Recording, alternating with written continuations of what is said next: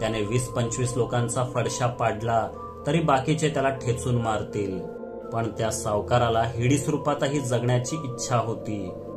त्याने सरळ त्या खोल विवरात उडी घेतली. खाली दाट झाडी आणि कातळ होता. त्याच्या जगण्याची शक्यताच नव्हती. असती तरी तो पुन्हा वर येऊ शकला नसता, इतका विवराचा उतार तीव्र होता. ब्रह्मराक्षसाचा अध्याय संपला असं लोकांना वाटलं, पण अधूनमधून टेकडीवर गुरे चारणाऱ्या लोकांना विवरातून त्याच्या किंकाळ्या, रागीट हुंकार ऐकू येऊ लागले. म्हणजे तो जिवंत होता. त्याने पुन्हा वर येऊन गावात धुडगूस घालू नये म्हणून दर महिन्याला 1-2 बकरे किंवा रानडुकरांची शिकार करून त्यांचं धूळ विवरात टाकण्यात येई. इतर वेळी तो विवरातल्या प्राण्यांचीच शिकार करून जगत असेल. पावसाळ्यात पाण्याच्या लोटाबरोबर अनेक प्राणी विवरात कोसळत. वर्षामागून वर्षे गेली. त्याचे हुंकार काही थांबले नाहीत. जणू तो अमर होता. त्याने गावात परतून येऊ नये, त्याची वक्रदृष्टी पुन्हा आपल्यावर पडू नये म्हणून लोकांनी त्याला खुश करण्यासाठी गावाचं नाव दैत्यापूर असं ठेवलं.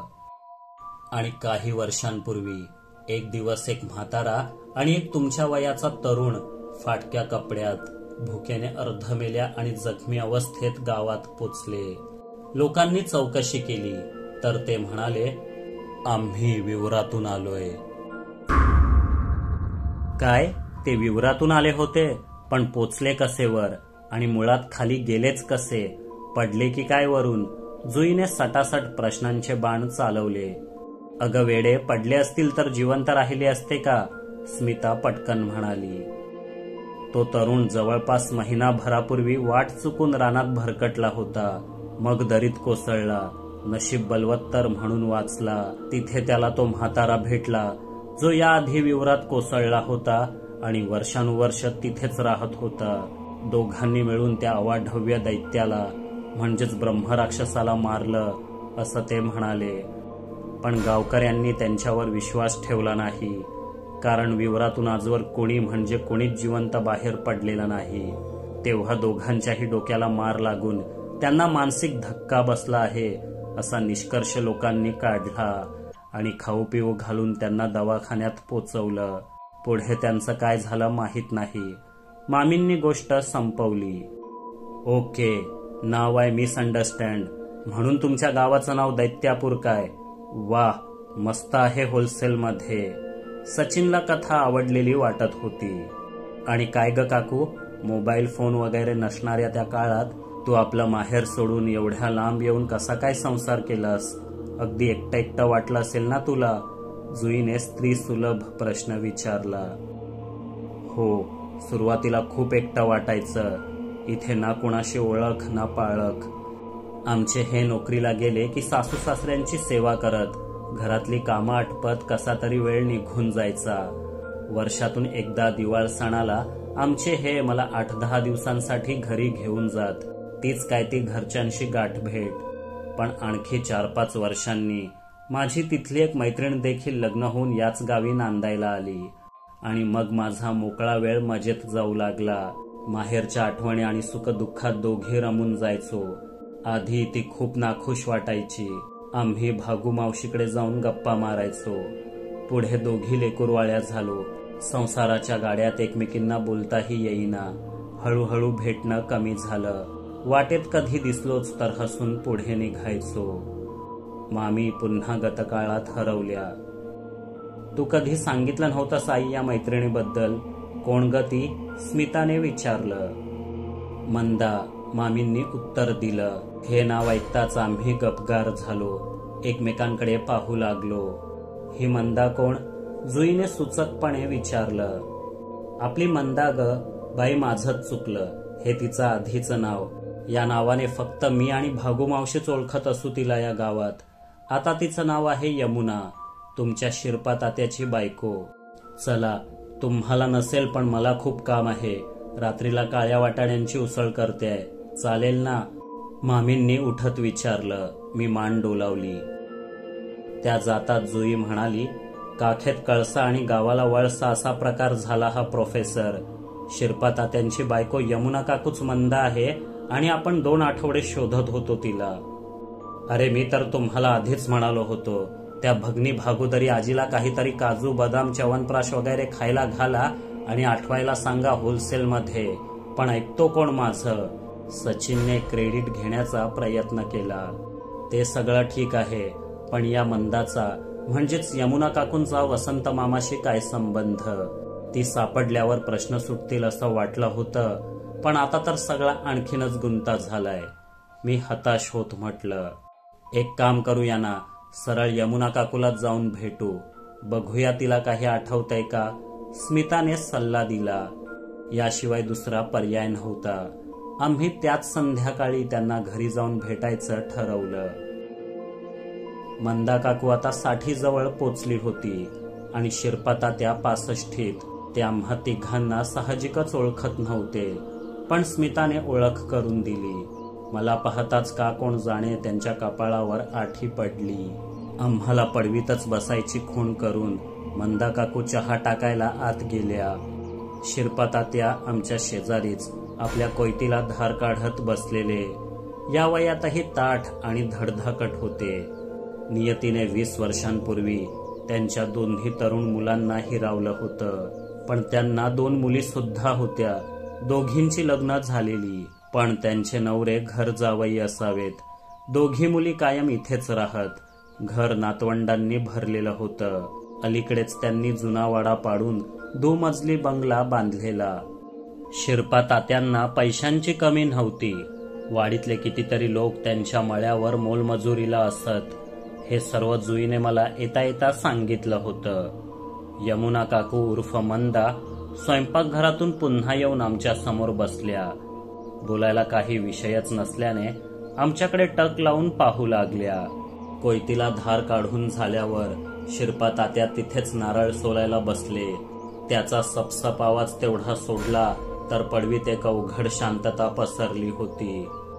मी जुईकडे पाहिलं. प्रश्न विचारण्याची जबाबदारी तिच्यावर टाकलेली. तिलाही विषयाला नेमका कसा हात घालावा हे कळेना. शेवटी मनात काहीतरी जुळवाजुळव करून तिने विचारलं, काकू हा चेतन आहे ना, तो एक लेखक आहे. आपल्या गावातील डोहावर घडलेल्या भयंकर घटनांवर तो एक पुस्तक लिहितोय. त्यात त्याच्या वसंत मामाचाही उल्लेख असेल. त्यांचा मृत्यू 40 वर्षांपूर्वी डोहावरच झाला होता. त्याबद्दल तुम्हाला काही माहिती आहे का? किंवा तुम्ही चुकून होता का तिथे त्यावेळी? शिरपा तात्यांच्या कोयतीचा आवाज एकदम थांबला. मंदा काकूचे डोळे मोठे झाले.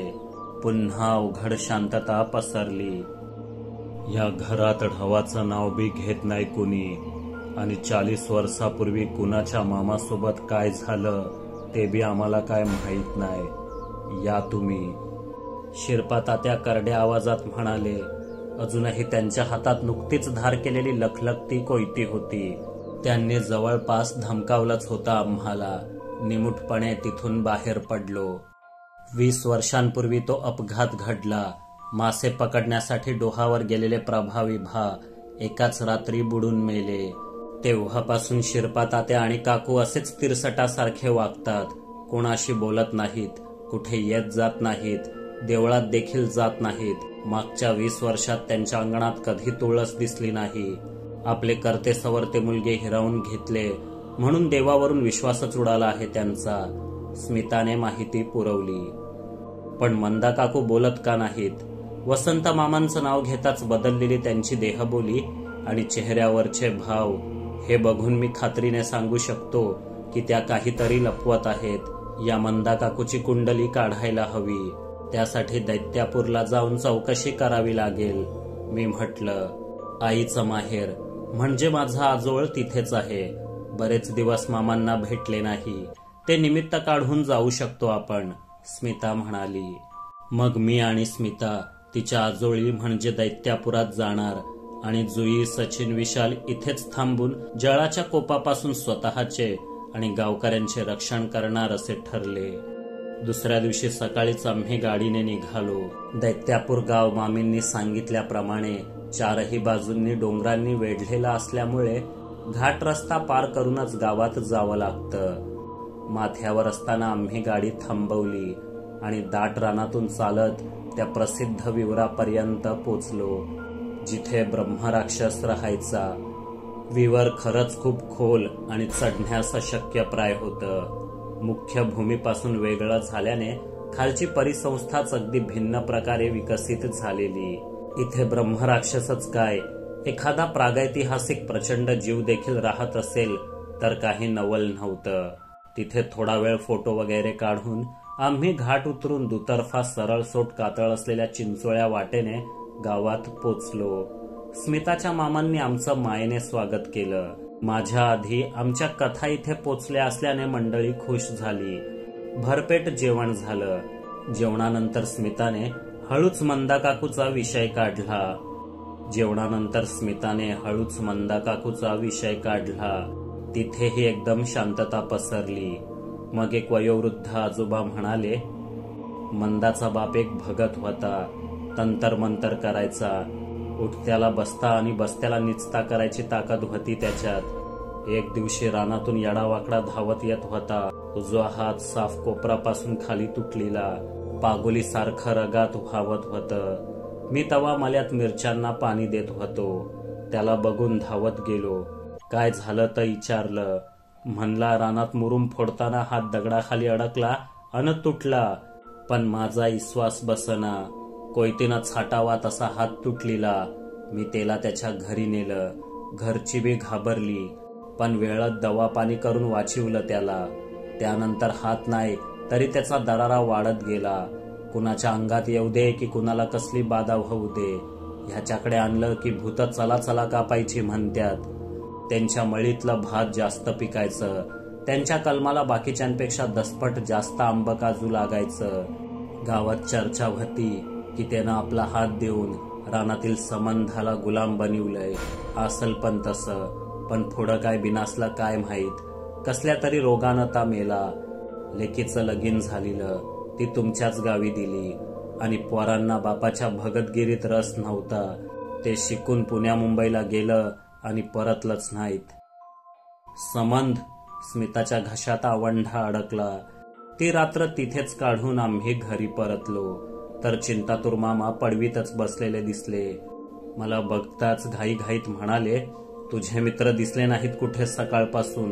न्याहारीला बी खाली आलेलं नाहीत. हे ऐकून पोटात खड्डा पडला. सचिन एक वेळ डोनाल्ड ट्रम्प सोबतची मीटिंग चुकवेल, पण नाश्ता चुकवणार नाही. मी धावत माडीवर गेलो. मागचं दार उघडं होतं. काल रात्री किंवा आज पहाटे पुन्हा एकदा सचिन आणि विशालला जळाचा पाशवी आवाज ऐकू आला असणार. त्यानेच घात केला होता. आज सर्वपित्री अमावस्या होती. आम्ही आल्याचं कळताच जुई सुद्धा तिथे पोचली. स्मितासोबत माडीवर आली. तुम्ही दत्तू मामा, पुजारी काका आणि श्राद्धाचं सामान घेऊन डोहावर या. मी पुढे जातोय. मी मागच्या जिन्याकडे जात म्हटलं. अरे पण डोहावर कशाला? स्मिताने ओरडून विचारलं. पितरांचं श्राद्ध घालायचंय. मी परसातूनच उत्तर दिलं. लगबगीने डोहाकडे निघालो. 20 वर्षांपूर्वी त्या जळाने 5 मित्रांचा बळी घेतला होता आणि आज माझ्या 2 मित्रांवर मृत्यूची टांगती तलवार लटकत होती. मी अक्षरशः धावतच डोहाकडे निघालो. मागील 40 वर्षांचा मला उमगलेला डोहाचा दुर्दैवी आणि शापित इतिहास झरझर डोळ्यांपुढून सरकू लागला. साल 1985. 16-17 वर्षांची अवखळ पोर लग्न करून दैत्यापुरातून या गावी आली. नवरा घुम्या, कायम शेतीवाडीत रमलेला. घरात चुलीजवळ एकटीच बसून राहायची. पण नशिबाने तिची एक सखी या गावातच दिलेली. मंदाने तिला शोधून काढलं. तिचं घर फार लांब नव्हतं. दूर गेलेल्या 2 चिमण्या पुन्हा भेटल्या. चिवचिवाट सुरू झाला. मंदा वरचेवर तिच्याकडे ये जा करू लागली. मंदा आपल्या संसारात खुश नसली तरी तिच्या मैत्रिणीचं सगळं चांगलं चाललेलं. नवरा सरकारी नोकरीत होता. तो तिची हौसमौज पुरवायचा. सासू सासरेही चांगले होते. पण मंदाला आवडायचा तो तिचा दीर वसंता. तो चांगला शिकलेला रुबाबदार होता. शुद्ध भाषा बोलायचा. आपुलकीनं तिची चौकशी करायचा. त्यालाही पुण्याकडे सरकारी नोकरी मिळालेली. आणि तिथेच सोयरीकही जुळलेली. 1-2 दिवसात तो पुण्याला निघून जाणार असं कळलं आणि मंदाचं काळीज ओरबाडलं गेलं. तिला काहीही करून तो हवा होता. विवाहित असूनही तिची बुद्धी वसंताबद्दलच्या एकतर्फी प्रेमानं भ्रष्ट झालेली. काहीच करता येत नाही म्हटल्यावर तिला तिच्या बापाचे शब्द आठवले, संबंधाला हाक दे, तो तुला सगळं देईल, पर किंमत घेतल्यावरच. मंदाला संबंध पूजेसाठी सुरक्षित ठिकाण हवं होतं. तिने गावातलं कोणीच जिथे जात नाही त्या डोहावर संबंधाला आवाहन दिलं. पण संबंधाला मोठी किंमत हवी होती. ती काही तिला देता आली नाही. पूजा अर्धवट राहिली. डोहाकडे जाणारी वाट तिच्या सखीच्या घरामागूनच होती. उद्या सकाळी पहिल्या गाडीने पुण्यात जाण्यासाठी बांधाबांध करणाऱ्या वसंताला खिडकीतून भर दुपारी डोहाकडे एकटीच निघालेली मंदा दिसली. त्याच्या वहिनींची ती मैत्रीण, कायम आपल्या नवऱ्याबरोबर भांडणारी. असंच एखादं भांडण होऊन ती डोहावर जीवाचं काही बरं वाईट करायला जाते की काय अशी शंका येऊन वसंताही तिच्या मागोमाग निघाला. भर दुपारी सहसा कोणी मळ्यात काम करत नसत. पण भागुआजीला संध्याकाळी भावाकडे जाण्याची चिंता होती. ती रानाला लागून असलेल्या आपल्या मळ्यातील वाल खुडून नेणार होती. तेच करत असताना तिला आधी लगबगीने डोहाकडे निघालेली मंदा दिसली. मग तिच्या पाठोपाठ एका साधच्या अंतरावर वसंता. त्या दिवशी घाई नसती तर भागुआजी सुद्धा त्यांच्या मागं गेली असती. पण तिच्या भाच्याचं लगीन होतं. तिने नंतर बघू असं ठरवून विषय डोक्यातून काढून टाकला. वसंता डोहावर पोचला तेव्हा त्याने पाहिलं की मंदा जमिनीला डोकं लावून वेड्याविद्र्या शब्दात काहीतरी बडबडत होती, घुमत होती. त्याने हाका मारून तिचं डोकं ताळ्यावर आणलं. संबंधानेच वसंताला आपल्या जवळ आणलं असं वाटून मंदा खुश झाली. तिने आपलं मन त्याच्याजवळ मोकळं केलं. पळून जाऊ असं म्हणू लागली. पण वसंताच्या हे ध्यानी मनी सुद्धा नव्हतं. त्याने नकार दिला. हा वेडेपणा आहे, प्रतारणा आहे असं काही बाही बोलू लागला. मंदाचं माथं फिरलं. तिने कमरेला लावलेल्या आकडीतला कोयता काढला आणि वसंताच्या छातीवर वार केला. भर मध्यान्नीच्या उन्हात भळभळ रक्त वाहिल्याने वसंता गपगार पडला. मंदाने त्याला डोहात ढकलून दिलं आणि घरी परतली. 2 दिवसांनी शोधाशोध करणाऱ्या गावकऱ्यांना वसंताचं प्रेत डोहात तरंगताना सापडलं. त्याने जीव दिला. मग त्याच्या प्रेताला वाघ बिबट्याने छातीवर फाडलं असा लोकांचा समज झाला. थोड्याच दिवसांनी मंदा गरोदर राहिली. 9 महिन्यांनी जुळ्या मुलांचा जन्म झाला. तिच्या नवऱ्याने त्यांची नावं प्रभाकर, विभाकर अशी ठेवली. मग दोघं नवरा बायको पोरांच्या कौतुकात आणि संसारात रमली. वसंताला विसरून देखील गेली. प्रभा विभाच्या पाठोपाठ तिला आणखी 2 पोरी देखील झाल्या. पण मंदाला पोरांचंच कौतुक फार. अति लाडाने ते बिघडले, हट्टी बनले. 9-10 वर्षांचे झाले नसतील तेच गावभर भटकून टवाळक्या करायला लागले. अंगापिंडाने ते बापासारखेच धष्टपुष्टानी उंच होते, कुणालाही न भिणारे. त्यांना त्यांच्याच वयाचे आणखी 3 मित्र भेटले. परबांचा वसंत्या, केशा आणि कृष्णा. कृष्णा या सगळ्यांपेक्षा वेगळा, अभ्यासात हुशार आणि मनमिळावू. पण वाडीत त्याच्या वयाची तर मुलं नसल्याने तोही या चौघांना सामील झाला. एक दिवस प्रभा विभा संध्याकाळी लवकर खेळून घरी आले. एरवी दिवे लागण झाली तरी घरात पाऊल न टाकणारे, शेवटी तिला वाडीभर फिरून शोधायला लावणारे तिचे दोन्ही लेकाच घरी कसे काय. तिने चौकशी केली तर दोघे काहीच बोलेना. विभाची तर दातखिळी बसलेली. तिने खोदून खोदून विचारलं तेव्हा दोघं भोकाड पसरून रडू लागले. आपण ढवावर पवायला गेलेलो होतो. तवा लंगड्या मागोमाग आला अन मस्तीच्या नांदात तो आमच्याकडनं बुडून मेला. प्रभाने अखेर रडत रडत सत्य सांगितलंच. मंदाच्या पोटात खड्डा पडला. तेव्हाच तिचा नवरा घरी परतला. तिने घडलेली गोष्ट त्याच्या कानावर घातली. काय बी करून पोरांना वाचवायला लागल. उद्या लंगड्याची आईस धावाधाव करल. वाडीतले शोध घेतील. ढवावर बी जातील. तवा काय करायचं. किसन्या, वसंता, केशापैकी कुणी काय चुकून माकून बोलून गेला तर फौजदारी तक्रार होईल. पोरांना जेलात टाकतील. प्रभा विभा हे ऐकून आणखीच हंबरडा फोडू लागले. त्यांना पाहून त्यांच्या पाठच्या बहिणी देखील रडू लागल्या. तुम्ही पोरांना घेऊन कर्लीतल्या तुमच्या आते बहिणीकडे निघून जावा. 2 दिवस तिथंच राहावा. तवर मी इथला बंदोबस्त करते, ती म्हणाली. शिरपा तात्यांनी तसंच केलं. सगळी बाहेर पडल्यावर मंदाने दार बंद केलं आणि गुपचूप ढवाकडे निघाली. कंदिलाच्या उजेडात तिने ढोपर भर पाण्यात लंगड्याचं शव शोधून काढलं. सकाळपर्यंत तो फुगून वर आला असता आणि तिच्या पोरांचं कृत्य गावाला कळलं असतं. तिने आसपासच्या रानवेली कापून आणल्या. त्यांनी लंगड्याच्या प्रेताला करकचून बांधलं. ढकलत त्याला ढवात खोलवर घेऊन गेली. तिला पोहता येत होतं. 2 पुरुष खोल पाण्यात बुडी मारून तिने लंगड्याचं प्रेत कातळाला बांधून टाकलं. ते फुगून वर येऊ नये म्हणून. प्रेतच मिळाला नाही तर तो बेपत्ता झाला असं लोकांना वाटेल. त्याचा खून झाला हे कळणार नाही याची तिला खात्री होती. आणि तसंच घडलं. काही दिवसांनी प्रभा, विभा, वसंत्या, केशा देखील असं काही घडलं होतं हे विसरून गेले. पुन्हा टवाळ्या करायला लागले. कृष्णा त्या दिवशी डोहावरून लवकर माघारी आल्याने त्याला काही ठाऊकच नव्हतं. त्यानंतर तो शिकायला शहरात निघून गेला. पण खून लपवता येतो, पाप लपत नाहीत. 10 वर्षांनी पोरं मोठी करती सवरती झाल्यावर अचानक डोहाचा कोप झाला. कुणालाही न सांगता नदीऐवजी डोहावर मासे धरायला गेलेले तिचे 2 लेक डोहात बुडाले. मंदाला हे कळताच ती वेडीपिशी झाली. डोहाकडे धावली, पण उशीर झाला होता. त्यांची फक्त प्रेतच हाताला लागली. मग त्यानंतर एका पाठोपाठ एक केशा, वसंत्या आणि वसंत्याच्या कार्याला गावी आलेला किसन्या सर्वच डोहाला बळी पडले.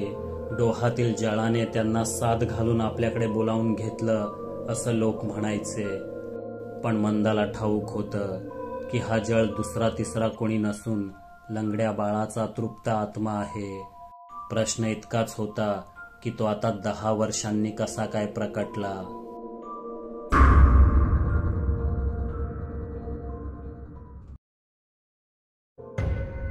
या कथेचा पुढील भाग आताच पाहण्यासाठी जॉईन बटनावर क्लिक करा. सुपर थँक्स बटनाचा वापर करून तुम्ही आमच्यावरील प्रेम व्यक्त करू शकता. कथा आवडली असेल तर लाईक, शेअर आणि सबस्क्राईब करायला विसरू नका. लवकरच पुन्हा भेटू. तोपर्यंत पाहत रहा आपली दुनियादारी आणि स्वतःची काळजी घ्या. जय हिंद, जय